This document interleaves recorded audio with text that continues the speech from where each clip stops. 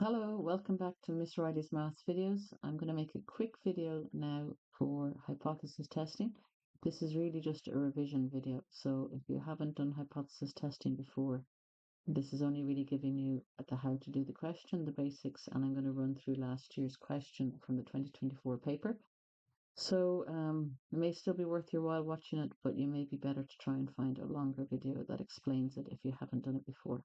So this is from statistics, hypothesis testing is where somebody makes a claim and we test to see whether that claim is true or not. Okay? Sometimes they use the words hypothesis test, sometimes they don't. There's some key information we need to know when we come to hypothesis testing. This information is not in the formula tables, not in the formula tables, not certainly not in a form that we can use or is handy for us. So unfortunately, these are things that we have to know. So you're looking for words like margin of error, calculate the margin of error, and that is 1 over the square root of the sample size. So the sample size, tell you the sample size, the margin of error is 1 divided by the square root of whatever number they tell you the sample size is. They ask you to find the sample proportion or do some kind of calculation with the sample proportion. That's P with a little hat, kind of a triangle thing over its head. We call it P hat. So the sample proportion is P hat, and that's basically the proportion of people that do the thing we want over the total number of people. So the proportion that do over the total number of people. And then we have a confidence interval. Confidence interval is P hat minus the margin of error and P hat plus the margin of error. So the sample proportion minus the margin of error and the sample proportion plus the margin of error. Okay, and that's a range. So that's why there's a comma, goes from the lower value to the upper value. So in other words, what's happening with a confidence interval is we're working out, well, our sample proportion, but we're taking into account that there's an error, okay, which we've worked out. So we subtract that error from the sample proportion and we add that error to the sample proportion, and that gives us a more accurate range. The null hypothesis is this h with a little zero. Okay, the null hypothesis. Sometimes you have to formulate that. If you do have to formulate that, then at the end, when you make your conclusion, you have to relate it to the real world, relate to the problem, but also we often have to relate to the null hypothesis. So we either reject the null hypothesis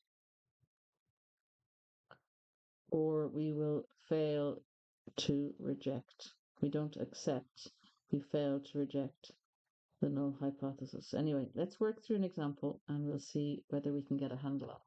Okay, so this is from the 2024 paper. It's in a statistics question. It's in a long question. So we've already had a stem and leaf, which you definitely need to be able to know how to do. We've got a mean and standard deviation question. Usually that standard deviation is only a very small amount of marks, but it's there. You can do it in your calculator. Based on the stem and leaf. Okay, and then here we've got a scatter plot. Okay, so you're looking to see the strength of correlation, how closely packed those dots are, and whether they're going up, that'll be positive. If they're going down, that would be negative.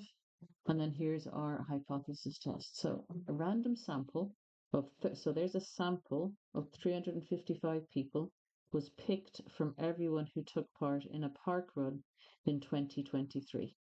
Okay, and go away. Show that for this sample, the margin of error for a population proportion is 5.3%. Now don't get distracted by the population proportion there.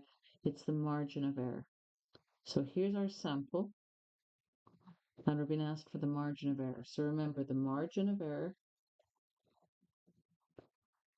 is 1 over the square root of the sample size. So the sample size in this case is 355. So our margin of error is 1 over the square root of 355. And let's do that on our calculator. 1 divided by the square root of 355 equals, okay, 0.0530. 0.053, okay? Now remember to make that into a percentage, I multiply by 100, so 5.3%. Now they told me to show that. Now what they really mean is calculate that, but we're going to tell you the answer is 5.3% because you're going to need the answer for the next bit of the question. So what they're doing is they're telling us the answer, but we still have to find it using our formula. Okay? And they're just trying to help people out who may get stuck on that one. 96 of the 355 runners finished the run in under 25 minutes. Work out the percentage of runners in this sample who finished the park run in under 25 minutes. So what they're asking us for here is our sample proportion. Okay, because remember, hypothesis testing, we have a few calculations. One is margin of error, one is sample proportion. So it's always going to be the smaller number, 96 over the bigger number. Okay, this is our sample, and this is how many people in that sample finished under 25 minutes. So 96 over 355. It's a percentage, so I'm going to multiply by 100. 96 divided by 355, and again, remember I'm showing that 96 divided by 355 multiplied by 100 is 27.04%. 27.04%, and we're to give our answer correct to the nearest percent. So that's going to be 27%. So that's my sample proportion. Okay. A running club commentator said that Galway Park run times have changed since 2019. Okay, so here we are. We've got some kind of claim or report. In 2019, it was reported that 24% of all runners finished the park run in under 25 minutes. So this is the claim. The claim is that 24% of all runners finish the park run. And the commentator's saying that they've changed since 2019. So what we're testing is, has it changed? Testing, has it changed from 24%? So we're testing 24%.